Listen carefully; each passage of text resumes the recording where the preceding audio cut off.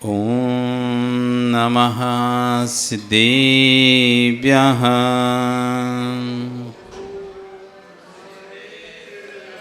ॐ नमः सिद्धेभ्यः। ॐ नमः सिद्धेभ्यः।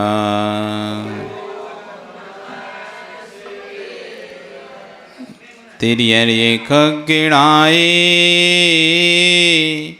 रुत्तारी मोहि सिरे सिरेणि बिहु आयरी राउपसियो परवादिन्यो भव्य जीलोये।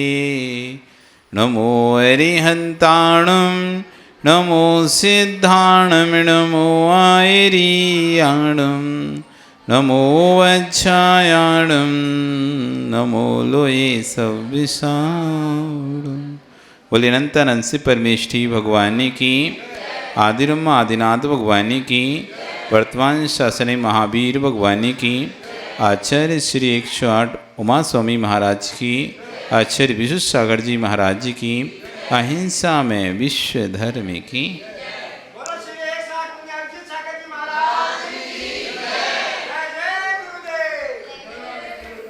बंधु, आज अक्षय तृतीया पावन पर्व महोत्सव धर्म तीर्थ के प्रवर्तन का कार्य आज तीर्थंकरों के द्वारा होता है, तो दान तीर्थ का प्रवर्तन श्रावक के द्वारा किया जाता है। दो प्रकार के तीर्थ होते हैं। तीर्थ मतलब जिनसे तिरा जाता है उन्हें कहते हैं तीर्थ। जिनके निमित्त से व्यक्ति तिरता है, अपने कर्मों का क्षय करता है, उसका नाम है तीर्थ। तीर्थ दो प्रकार के, एक धर्म तीर्थ, दूसरा दान तीर्थ। धर्म तीर्थ जिसे भगवान आदिनाथ ने प्रारंभ किया। भगवान आदिनाथ स्वामी के पहले धर्म का विच्छेद था। भोग भूमि थी, भोग भूमि में सभी भोगों को भोगते थे। कर्म किसी को पता ही नहीं था, धर्म किसी को पता ही नहीं था। क्या धर्म होता है, क्या भगवान होते हैं, क्या तीर्थंकर होते हैं, क्या जिनवाणी होती है, किसी को भी कोई भी ज्ञात नहीं था। सब अपने भोग में जीव युगल जन्म लेते थे और युगल ही अपने भोग भोग कर मरण को प्राप्त हो जाते थे और स्वर्ग में देव बन जाते थे। किसी को भी कोई प्रकार का कर्म नहीं करना पड़ता था। कल्प वृक्ष थे, कल्प वृक्षों से जो इच्छा होती थी वो चाहे कहते थे, वो वस्तु उनको मिल जाती थी। चाहे भोजन सामग्री चाहिए हो, चाहे धन सामग्री चाहिए हो, चाहे घर चाहिए हो, वस्त्र चाहिए हो, आभूषण चाहिए हो, कुछ भी चाहिए उनको, तो कल्प वृक्ष के सामने जाता था व्यक्ति और वहाँ अपनी इच्छा करता था और हमको मिल जाता। आदि यदि कल्प वृक्ष होते तो हमको भी कुछ नहीं करना पड़ता। कल्प वृक्ष नहीं है, ये बंद तो कर दो।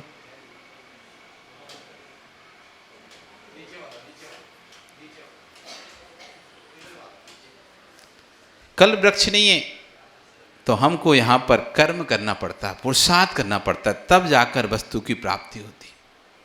तो आदिनाथ भगवान के पहले कोई भी धर्म को नहीं जानता था। किसी प्रकार का धर्म की लगन किसी के अंदर नहीं थी।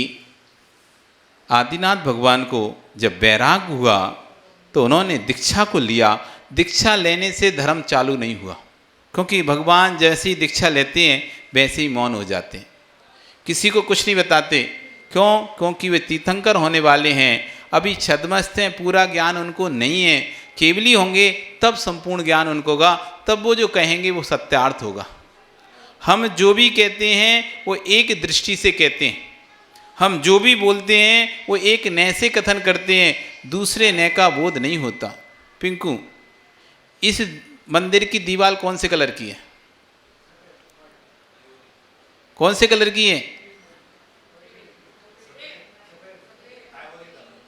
जो भी कलर है ना, क्रीम कलर कह रहा है, कोई सफ़ेद कलर कह रहा है।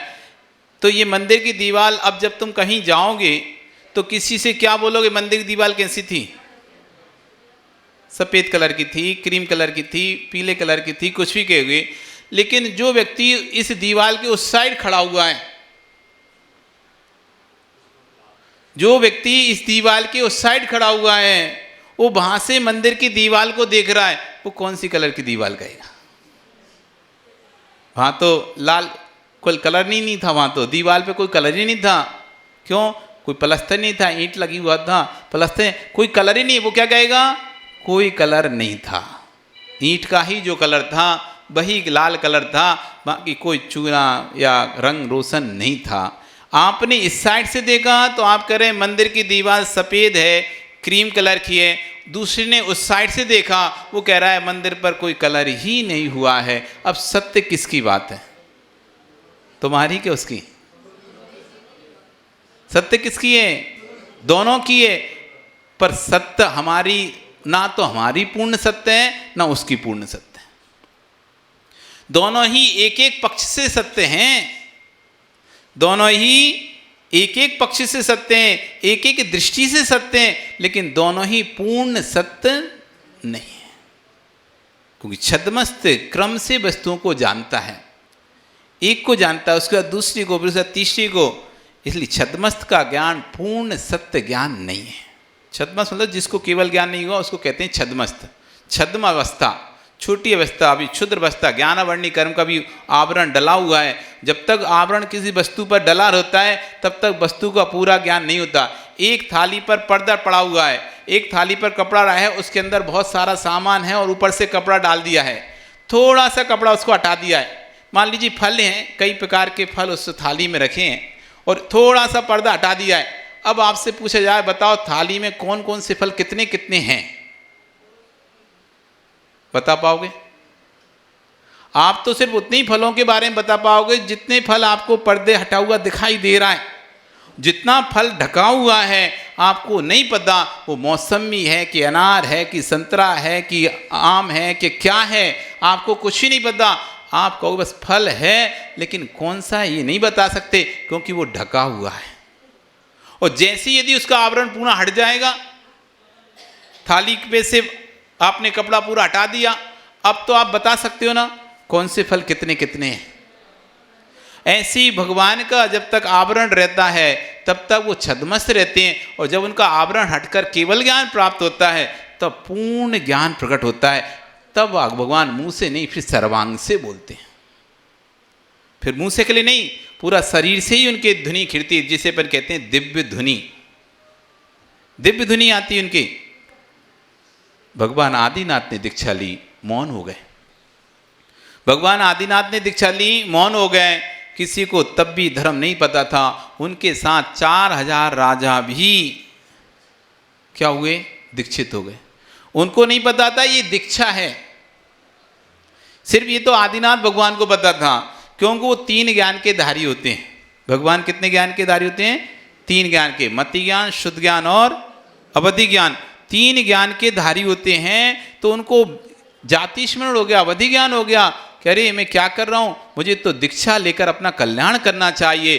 तो उन्हें तो समझ में आ रहा था मैं केस लॉन्च करके कपड़े फेंक कर दिगंबरी दीक्षा धारण कर रहा हूँ। लेकिन जो शेष 4000 राजा उनके साथ थे उन्हें नहीं पता था ये दिगंबरी दीक्षा है। वो तो जैसा राजा कर रहा है वैसे उसके अधीनस्थ राजा उसके साथ साथ करते हैं। तो जैसे आदिनाथ स्वामी ने वस्त्र उतारे तो वैसे ही 4000 राजाओं ने अपने वस्त्र उतार दिए। जैसे ही आदिनाथ ने अपने केसलों उखाड़े उन 4000 राजाओं ने अपने केस उखाड़ दिए। जैसे आदिनाथ स्वामी खड़े हो गए तो वैसे वो भी खड़े हो गए। अब लेकिन उन्हें तो कुछ पता नहीं था ये है क्या। वो तो जैसा राजा करना है, जैसे राजा कर रहा है बस उसका अनुसरण कर रहे हैं। अब खड़े हो गए। अब आदिनाथ तो खड़े हो गए, वो तो ध्यान में, वो तो दीक्षा लिए थे। पर ये लोग तो कोई दीक्षा नहीं लिए ना, ये तो सिर्फ राजा का अनुसरण किए थे। और उन्हें तो पता नहीं था अब करना क्या है, आंख बंद करके करना क्या है। वो सोचे कि थोड़ी देर खड़े होना पड़ेगा। अब लेकिन आदिनाथ तो लग गए ध्यान में लीन। अब ये लोग कितनी देर खड़े रहें, कब तक आंख बंद करें? आखिरी उन्होंने आंख खोली। अब कब तक खड़े हैं, भूख भी लग रही है। अब राजा तो उठ, अब राजा खाए तो हम खाएं। अपन देखते ना कोई बड़ा व्यक्ति, सम्मान व्यक्ति, तो अपन उसके अंदर जाकर पहले इसको भोजन कर लें, फिर उसके बाद अपन करें। और फिर राजा हो तो राजा के पहले प्रजा कैसे खा सकती है? तो फिर सारे राजा जो दीक्षित हो गए थे उन्हें तो पता नहीं ये दीक्षा है, बस कपड़े उतार के खड़े हो गए थे, केस लॉन्च करके खड़े हो गए थे। अब वो भूख के मारे आकुल व्याकुल होने लगे। लेकिन किसी को तो धर्म तो पता ही नहीं था, और तीर्थंकर तो मौन हो चुके थे, ध्यान में लीन हो चुके थे, कोई बताने वाला भी नहीं था। अब क्या करें, भूख से व्याकुल व्यक्ति कितनी देर तक खड़ा रहेगा। आखिरी उन्होंने फल पत्तों को खाना प्रारंभ कर दिया। वापिस जा नहीं सकते, क्योंकि भरत चक्रवर्ती जो आदिनाथ का पुत्र है वो आके दंड दे देगा कि तुम हमारे पिता को जंगल में अकेले छोड़ के आ गए, तुम हमारे पिता के साथ गए थे, तुम राजा के साथ गए थे उनके साथ, और तुम पीठ दिखाकर कायरता की कायर बनकर भाग आए। इसलिए राज्य में वापस जा नहीं सकते वो लोग, क्योंकि भरत चक्रवर्ती का प्रकोप, उनको मृत्यु दंड का भय है।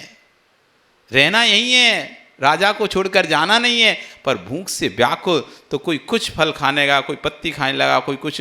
तब आकाशवाणी हुई कि भाई आप इस भेष में इस तरह से भोजन नहीं कर सकते, ये दिगंबर भेष है, इसमें भोजन ऐसे नहीं होगा। आप या तो कोई छाल लपेटो, कपड़ा लपेटो, उसके बाद आप जो खाना है खाओ। तो वहाँ पर जो भी 4000 लोग थे, सब ने, कोई ने छाल, कोई ने पत्ता, कुछ लपेटा और अपनी उधर भगवान। लेकिन आदिनाथ भगवान अब वहीं जा भी नहीं सकते, तो वहीं रहते हुए पानी, नदी, झरने का पानी पीकर, छाल लपेट के, फल खाकर अपना समय निकालते रहे। 6 महीना व्यतीत हो गए। कितने समय व्यतीत हो गया? 6 माह व्यतीत हो गया। अब जाकर आदिनाथ स्वामी ने अपनी आंख खोली। वो देख रहे हैं ये सब तो विकृत हो गए हैं, इन्होंने, किसी ने छाल, किसी ने कुछ, किसी लपेट लिया और इधर उधर खा रहे हैं। लेकिन उनका तो मौन है, बोल भी नहीं सकते, बोलेंगे भी नहीं। तो जो है सो होने दो, कोई मतलब नहीं। वो तो अपनी आहारचर्या के लिए निकल गए। लेकिन आहारचर्या का बोध भी किसी को नहीं था। जब धर्म का ही बोध नहीं है तो आहारचर्या का क्या बोध होगा? आप सोचो, जिस काल में धर्म प्रारंभ हुआ ही नहीं था, उस काल में कौन आहारचर्या का बोध होगा किसी को? जब आज के समय से हिसाब लगा लें, आज जब जगह जगह पड़गान होता है, शहरों शहरों में पड़गान होता है, कई प्रदेशों में पड़गान होता है, हम टीवियों पर भी देखते हैं, सुनते भी हैं, साधु तब भी हमको आज पड़गान का बोध नहीं है। आपको आज इस क्षेत्र में पड़गान का बोध नहीं है, कैसे साधु को पड़गान करते, कैसे हार कर। जबकि आज तो जगह जगह हार हो रहे हैं, जगह जगह साधु दिखाई दे रहे हैं, धर्म है, किताब है, पुस्तक हैं, सब पढ़ रहे हैं, जान रहे हैं, साधु होते हैं, उनका पड़गान होता है, नब्द। जब सब होते हुए भी आपको ज्ञान ही नहीं है पड़गान का, फिर तो उस समय तो कुछ था ही नहीं। उस समय तो कोई बताने वाला भी नहीं था, कोई ग्रंथ भी नहीं थे, कोई शास्त्र भी नहीं था, तो लोगों को पता नहीं पड़गान क्या होता है, पड़गान किसे कहते हैं, हार कैसे कराए जाते हैं, ये क्यों निकले हैं, ये मुद्रा किस चीज की है, किस लिए निकले हैं। वो तो ये समझे कि राजा निकला है तो राजा को सब लोग भेंट करने के लिए तैयार हो गए। कोई कह रहा है मेरी कन्या ले लो, कोई कह रहा है मेरी संपत्ति ले लो, कोई कह रहा है सोना ले लो, कोई चांदी ले रहे हो, कोई कह रहा है फल ले लो, कोई कह रहा है खाना ले लो। लेकिन किसी को तो पड़गान विधि पता ही नहीं थी। करेंगे कैसे पड़गान? कभी पड़गान किया ही नहीं है, कभी धर्म सुना ही नहीं है, कभी धर्म बताया ही नहीं किसी ने, क्यों धर्म था ही नहीं। धर्म तो था लेकिन धर्म बताने वाला कोई नहीं था। धर्म तो अनादिकाल से, वो तो कभी नष्ट नहीं होता, लेकिन धर्म बताने वाले नष्ट होते रहते हैं। धर्म तो अनादि से, ऐसा नहीं समझना आदिनाथ से जैन धर्म चला या महावीर भगवान से जैन धर्म चला। महावीर भगवान ने जैन धर्म नहीं चलाया, आदिनाथ भगवान ने जैन धर्म नहीं चलाया। धर्म तो सनातन है, अनादि से है, आदिनाथ ने बताया है, महावीर ने बताया है। यदि आदिनाथ बनाते तो आदिनाथ के पहले जो 24 योग हैं, फिर वो कैसे धर्म को करती? क्यों बनाया तो आदिनाथ ने। तो धर्म तो अनादि काल से है, अनंत काल तक रहेगा, धर्म का कभी नाश नहीं होगा। लेकिन मध्य इस भरत क्षेत्र में, ऐरावत क्षेत्र में समय समय पर धर्म को बताने वाले लोगों का विच्छेद होता रहेगा। धर्म नष्ट नहीं होगा, धर्म को बताने वाले विलीन हो जाएंगे।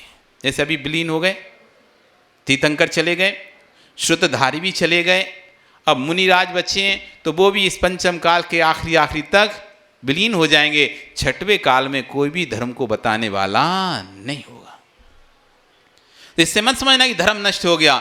धर्म को बताने वाले नष्ट हो जाने से फिर धर्म को कोई जानते नहीं, इसलिए कह देते हैं उपचार से कि धर्म नष्ट हो गया। लेकिन यहाँ पर नष्ट होगा, लेकिन विदेश क्षेत्र में तो फिर भी धर्म बना ही रहेगा। धर्म तो विदेशी में बना ही रहेगा, यहाँ पर परिवर्तन होता रहता है। आदिनाथ भगवान निकल गए, लेकिन कोई भी पड़गान का विधि नहीं जानता था। बेचारे पूरे नगर में घूमे, लेकिन किसी को भी पड़गान विधि नहीं मालूम होने से महामुनिराज आदिनाथ स्वामी को आहार नहीं हो पाया। और पुनः वापिस 6 माह के लिए उपवास का नियम लेकर फिर से ध्यान में खड़े हो गए। नगर में पूरा हल्ला हो गया। अब सोचो, एक सामान्य मुनिराज के आहार ना हो तो कितना हल्ला हो जाता है, उपवास हो जाए। फिर तो भी कौन महामुनिराज आदिनाथ, जो कि वहां के राजा नावी राय के पुत्र आदिनाथ राजा, और जिनका पुत्र चक्रवर्ती, एक पुत्र कामदेव और शेष पोते तद्भव मोक्षगामी, कितना पुण्यात्मा परिवार होगा आप सोचो। मुख्य आरिकाओं में ब्रह्मी सुंदरी उनकी खुद की बेटियां, इतना पुण्यात्मा परिवार में वो आदिनाथ स्वामी भूखे रह गए।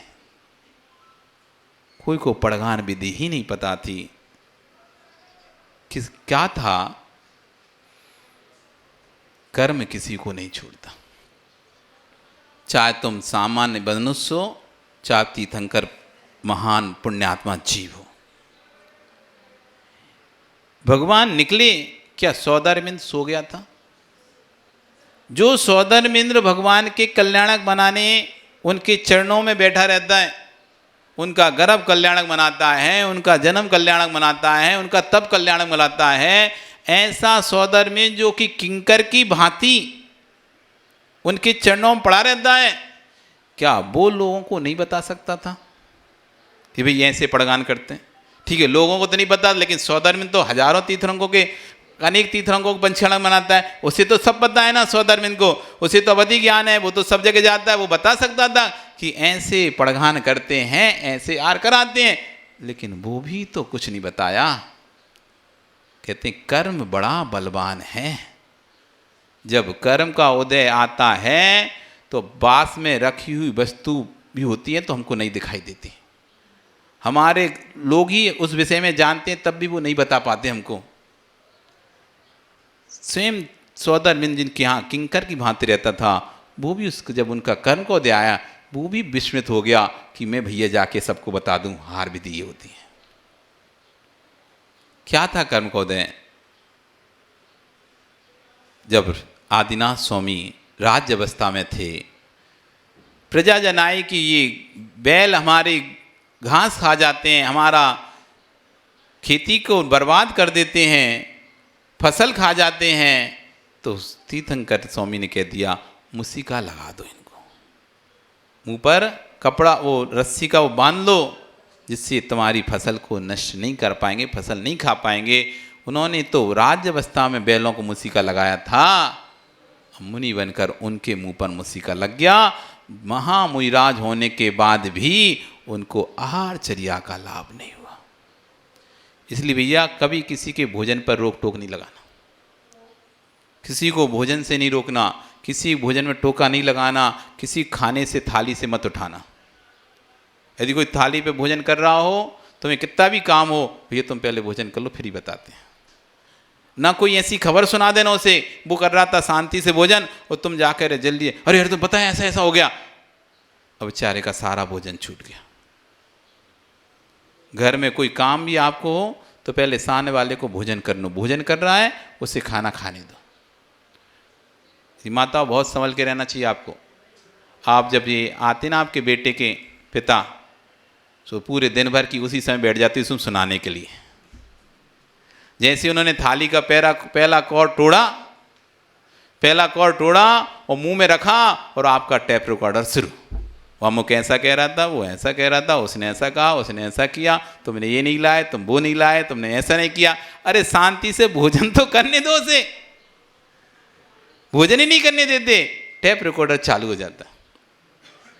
इसलिए शांति से भोजन करना चाहिए, करने देना चाहिए, नहीं तो ऐसा अंतराय कर्म का बंद होगा कि कहीं तुम तीर्थंकर मान लो किसी भव में तीर्थंकर बन गए तो भोजन के लिए भटकोगे। आदिनाथ जैसे महामुनिराज भोजन के लिए भटक रहे हैं, भोजन के लिए भटक रहे हैं और वापस जाकर 6 महीने के लिए पुनः ध्यान में लीन हो गए। अब 6 माह बाद ही पुनः उठेंगे। पूरे नगर में हाहाकार है, सब लोग सोच रहे हैं कल उठेंगे, अब परसों उठेंगे, अगले दिन उठेंगे। अब किसी को तो पता ही नहीं ये कब उठेंगे। अब रोज वहाँ पर लोग कब आएंगे, लेकिन किसी को भी ज्ञात नहीं हो क्या रहा है, करना क्या है, कैसे होगा, किसी को धर्म का बोध नहीं था। 1 वर्ष जब पूर्ण हो गया तब पुनः जिस दिन भगवान को उठना था उसकी 1 रात्रि पहले राजा सोम और राजा श्रेयांश को सपना आया कि कैसे पड़गान दिगंबर, कैसे पड़गान होता है। उनको ये किसी के बुलाने से, किसी के निमंत्रण से, किसी के घर में नहीं जाते, किसी के घर में बिना नवदा भक्ति के भोजन नहीं करते हैं। कैसे नवदा भक्ति होती है, पूरा उनको स्वप्न के माध्यम से इंद्र ने बोध कराया। तब जाकर 1 वर्ष बाद जब भगवान आदिनाथ स्वामी पुनः आहार के लिए निकले, तब जाकर राजा सोम, राजा श्रेयांश ने उनका प्रगान किया। भो स्वामी नमोस्तु नमोस्तु नमोस्तु, आत्रो आत्रो आत्रो, तिष्ठो तिष्ठो तिष्ठो, मन शुद्धि वचन शुद्धि काय शुद्धि, आहार जल शुद्ध है, स्वामी महल में प्रवेश कीजिए। तब जाकर प्रगान हुआ और जैसे ही स्वामी महल में प्रवेश किए, आहारशाला में प्रवेश कीजिए, उच्चासन विराजमान होइए, पाद प्रक्षालन के लिए पाद प्रक्षालन किए और फिर मन शुद्धि वचन शुद्धि काय शुद्धि, आहार जल शुद्ध है, स्वामी आहार ग्रहण कीजिए। और महामुनिराज आदिनाथ जैसी अपने अंजलि लगाई और पहला ही ग्रास किसका, इक्षुरस का लिया, तभी से ऊपर से देवों का जय जयकार होना प्रारंभ है। धन्य दाता धन्य पात्र, धन्य दाता धन्य पात्र। आज से दान तीर्थ प्रारंभ हो गया। वो पहला ग्रास रखते से ही अभी धर्म तीर्थ प्रारंभ नहीं हुआ। अभी किसी ने धर्म की शिक्षा नहीं दी है। धर्म की शिक्षा तो कौन देंगे, भगवान देंगे। वो तो कब देंगे, जब उनको केवल ज्ञान होगा, संशय लगेगा। लेकिन दान तीर्थ पहले से प्रारंभ हो गया। अब से लोगों को पता चल गया ये है पड़गहान विधि, ऐसे दिया जाता है दिगंबर मुनिराज को आहार। ये दान तीर्थ प्रारंभ हो गया, पंचाश्चर्य प्रारंभ होना प्रारंभ हो गया। आज वह अक्षय तृतीया का दिन है, जिस दिन से ये तिथि जो कि कभी 6 को प्राप्त नहीं होगी, दान तीर्थ को प्रारंभ करने वाली तिथि है। आज से भगवान को पहला आहार मिला, उससे लोगों को पता चला कि ऐसे आहार देते हैं। और जब भगवान को केवल ज्ञान हुआ बाद में, तब भगवान ने धर्म का उपदेश दिया। तब से धर्म तीर्थ से प्रारंभ हुआ। अक्षय तृतीया दान तीर्थ का महत्वपूर्ण स्थान है। लाखों गायों, घोड़ों, रथों, प्यादों भी का दान कर दो। कहते हैं समुद्र विरार भूमि का भी दान कर दो, सोना चांदी का भी दान कर दो। उस दान से जो फल प्राप्त होता है, उससे 1000 कई लाख करोड़ गुना फल दिगंबर राज के हाथ पर 1 ग्रास रखने से प्राप्त होता है। इतना महत्व है। करोड़ों अरबों खरबों की सोना चांदी सब दान कर दो। कह रहे हैं पूरी भूमि, समुद्र बराबर भूमि भी दान कर दो। 1 लाख घोड़े, हाथी दान कर दो। आप जो भी संपत्ति चल अचल सब दान दे दो। उससे जो पुण्य का संचय नहीं होगा, उससे कई गुना अधिक पुण्य का संचय दिगंबर मुनिराज के हाथ पर 1 शुद्ध प्रासु ग्रास रखने से प्राप्त। ये है दान तीर्थ की महिमा, ये है दान तीर्थ की महिमा। इसलिए अभी अवसर मिला है, अवसर मिला है, इसलिए दान दे लो। फिर ये साधु चले जाएंगे, फिर तुम देखते ही रह जाओगे, दे नहीं पाओगे। आचार्यगण कहते हैं अभी साधुओं को दान दे लो, कल को ये किसी भव में केवली बन गए ना, तुम सिर्फ देख ही पाओगे, दे नहीं पाओगे। देख ही पाओगे, दे नहीं पाओगे। अभी कर लो जिनकी भैयावृत्ति जितनी करनी है, फिर कभी केवली बन गए तुम संशय जाओगे, कहेंगे अरे हम वही हैं, वो कहेंगे अच्छा ये तो वही थे। वहाँ पे पूछोगे हमारा कोई संबंध था क्या भगवान से, तो कहेंगे हाँ ये भगवान तुम्हारे नगर में आए थे जब मुनिराज थे, लेकिन तुम अभागे, अपने कार्यों से ही फुर्सत नहीं मिली और कभी इनकी सेवा ही नहीं की। आज फिर तुम तरसोगे, ओहो हो हमारे घर में भगवान आए थे और हम समझ ही नहीं पाए, वो चले गए। इसलिए अवसर मिला है, अवसर शुभ अवसर, पुण्य अवसर मिला है, जितनी भक्ति कर सकते हो कर लो। फिर समय का भरोसा नहीं है, तुम कहाँ हम कहाँ, किस पर्याय में आप चले जाओ। एक बार मुश्किल से मनुष्य पर्याय मिलती है, पता नहीं फिर अब कौन सी पर्याय में जाएंगे, नगर नरक निगोद त्रियंचों की पर्याय में कहाँ कहाँ पर्याय में घूमेंगे, कोई भरोसा नहीं है। हो सका तो निगोद से फिर अनंत सागर तक निकलो ही ना। एक बार निगोद में वापस चले गए, अनंत सागर तक वहीं पड़े रहो, निकलोगे नहीं, कल्याण का कोई मार्ग ही नहीं मिलेगा। और मान लो निकल भी गए तो नरक तिरंच आदि 2 इंद्री 3 इंद्री 4 इंद्री 5 इंद्री मनुष्य वरे तो उत्तम कुल उत्तम देश उत्तम संगति उत्तम जाति कुछ भी नहीं मिली, तो प्राप्त होने से भी कोई फायदा नहीं रहा। इसलिए आज आपका समय हो गया। सब लोगों को यही मंगल आशीर्वाद है कि अपने जीवन में जितना बन सके उतना आहार दान करो। सब दानों में मुख्य दान है आहार दान, सब दानों में मुख्य दान है आहार दान। जो व्यक्ति आहार दान देता है वह कभी भी इस भव में क्या आगे की भव में कभी भी दरिद्री नहीं होता, बेकारी आदि नहीं बनता है, भोजन के लिए नहीं तरसता है। नहीं तो लोग भोजन के लिए तरसते ना, आपको तो अभी अच्छे हो, नहीं तो ऐसे जीव भी हैं जो सुबह कमाते हैं सुबह खाते हैं, शाम कमाते हैं शाम खाते हैं, सुबह के शाम का भरोसा नहीं, जिनको दाने का ही भरोसा मिलेगा कि नहीं मिलेगा, भूखे पेट सोना पड़ेगा। लेकिन आपको अपना भरोसा, चलो पेट भर के सोएंगे, या आपने पूर्व में दान किया था तो आप निश्चिंत होकर आज भोजन की चिंता नहीं करते और आपको पता रहता है भोजन मिलेगा। अभी दान करके ऐसा पुण्य का संचय कर लो कि कभी भी फिर हम किसी पर्याय में भी रहें, कभी भी हमें भोजन के लिए तरसना ना पड़े। आपका कल फिर आओगे पर्याय रही तो फिर चर्चा करेंगे। बोली भगवान महावीर स्वामी की।